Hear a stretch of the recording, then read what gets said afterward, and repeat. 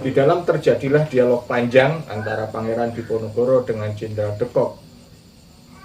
Pangeran Diponegoro sangat marah dengan apa yang terjadi pada saat itu karena Pangeran Diponegoro sama sekali tidak mengira bahwa ternyata yang terjadi adalah sebuah penjebakan. Bahkan Pangeran Diponegoro mengatakan kepada Jenderal de Kock di bait ke-67, lamun diro kang padu dijeksoneki. Kalau memang ini dianggap sebagai sebuah pertengkaran, sebagai sebuah perbedaan pendapat, maka harus diselesaikan di depan jaksa. Artinya Pangeran Diponegoro menghendaki ditempuh dengan jalur hukum. Tetapi karena yang dipilih selama ini adalah perang dan yang diserang pertama kali adalah Pangeran Diponegoro, Pangeran Diponegoro mengatakan kepada Jenderal de Kock bahwa sebagai laki-laki selayaknya semua harus diselesaikan dengan perang. Dan Jenderal de Kock tertunduk malu karena sudah terbukti, terbongkar bahwa dia memang sedang bersiasat. Kemudian Pangeran Diponegoro juga menceritakan di dalam bait ke-87, Kornel Clarence mapan dingin duwe janji marang ingsun uga kalamun rembuk dadi ing ngaturan bilih ing wang mring Kejawang.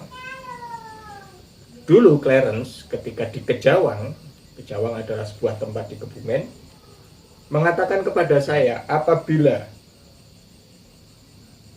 rembugan atau diskusi ini tidak tercapai kesepakatan, maka Pangeran Diponegoro diizinkan kembali ke Kejawang. Kemudian Pangeran Diponegoro masih bertahan dengan pendapatnya dan Jenderal de Kock kemudian mengatakan bahwa dia tidak punya kekuasaan apa-apa. Lebih baik itu diselesaikan di Solotigo. Mapan sampun kawula tan saged yekti lamun angrampungono, itu kata Jenderal de Kock. Sabab kula sapuniki pan sampun kendel punika. Inggih wonten kang gadah bebahan malih wonten Solotigo. Punika saged ngrampungi sae dateng Solotigo. Jadi Jenderal de Kock karena merasa sudah malu di depan Pangeran Diponegoro, kemudian dia mengatakan bahwa yang bisa menyelesaikan masalah ini hanyalah Solotigo, artinya adalah pimpinan Jenderal de Kock yang ada di Solotigo. Pangeran Diponegoro terdiam dan sampai akhirnya Jenderal de Kock memanggil semua prajurit. Linebetken sadaya dumateng loji. Jenderal de Kock nulya medal Guro Gadanegi ngundang Sorodaduniro. Linebetaken sedaya dumateng loji. Mengkono winarno jeng Pangeran Diponegoro wantu meksih anem iko. Mapan lajeng jumeneng saking ing kursi hemut prajuritnya residen kang den celaki. Jadi kemudian Jenderal de Kock memanggil Serdadu dan itu dilihat oleh Pangeran Diponegoro atau putra Diponegoro yang paling tua. Kemudian dia berdiri dan mendekati Jenderal de Kock. Mengkono Sri Naranata Raden Basah Mertonegoro anulis sampun kinejepan. Kemudian Pangeran Diponegoro melihat kepada Mertonegoro dan Mertonegoro diberi kedipan mata oleh Pangeran Diponegoro dan Pangeran Diponegoro Mertonegoro tahu apa yang harus dilakukan. Dia kemudian menahan Diponegoro Anom supaya tidak mendekati Jenderal de Kock.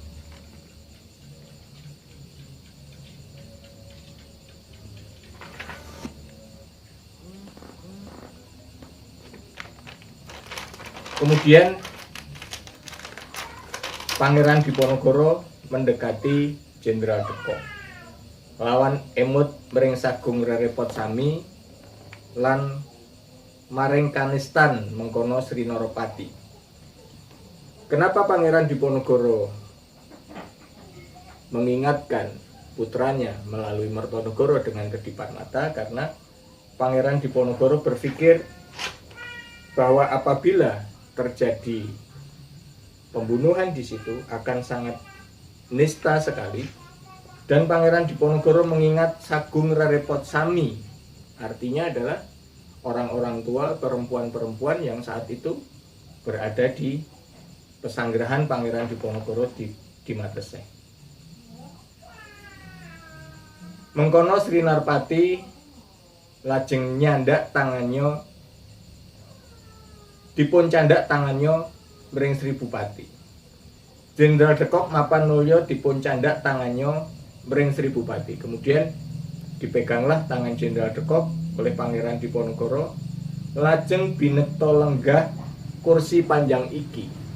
Kemudian dibawa duduk oleh Pangeran Diponegoro di sebuah kursi panjang. Nging Jenderal nurut kewolo dan Jenderal Dekok mengikuti saja. Pangsangsoyo enget mengkono tias aji, lamun matenono ingsun marang jenderal iki norat becik temahiro, dadi ngilangake kramaning Nerpati, haprang muamuan panrusuh pocapan iki tan karuan ingkang cidro. Jadi Pangeran Diponegoro sambil berpikir dalam hati, seandainya saya bunuh jenderal satu ini, Nora becik, tidak baik, karena itu akan menghilangkan derajat sebagai seorang pemimpin. Pangeran Diponegoro tidak mau melakukan itu, dan dari depan Pangeran Diponegoro sudah mengatakan kepada Jenderal Dekok, kalau memang laki-laki ya perangnya secara jantan. Maka kemudian akhirnya Pangeran Diponegoro dibawalah dengan kereta, dan yang ikut hanya salah satu abdinya, yaitu Jaya Suroto. Jenderal Dekok menanyakan kepada Pangeran Diponegoro apakah yang lain akan diajak. Pangeran Diponegoro mengatakan tidak. Akhirnya berangkatlah Pangeran Diponegoro dengan naik kereta dengan didampingi oleh Jaya Suroto yang membawakan tempat sirihnya Pangeran Diponegoro. Sampailah kemudian di Ungaran. Nah, di Ungaran itulah untuk yang kedua kalinya Pangeran Diponegoro merasa dijebak lagi. Kalau sudah di Ungaran pastilah akan dibawa ke Semarang. Karena Pangeran Diponegoro berpikir seharusnya menurut pemikiran Pangeran Diponegoro, karena Jenderal Dekok mengatakan bahwa yang bisa menyelesaikan adalah Solotigo, Pangeran Diponegoro berpikir bahwa beliau akan dibawa ke Solotigo. Tetapi ternyata kereta justru membawa Pangeran Diponegoro ke Ungaran. Di sanalah Pangeran Diponegoro bermalam 1 hari, kemudian pagi harinya dijemput oleh Residen Semarang, kemudian tinggal selama 6 hari di rumah Residen di Semarang, dan disitulah istri Pangeran Diponegoro, adik Pangeran Diponegoro, kemudian para pengikut-pengikut yang lain, pembantu-pembantunya Pangeran Diponegoro, abdi-abdinya Pangeran Diponegoro menyusul ke Semarang. Kemudian berangkatlah Pangeran Diponegoro ke Batavia dengan harapan Pangeran Diponegoro bisa bertemu dengan Van den Bosch untuk berdiskusi, tetapi ternyata tidak sekalipun Van den Bosch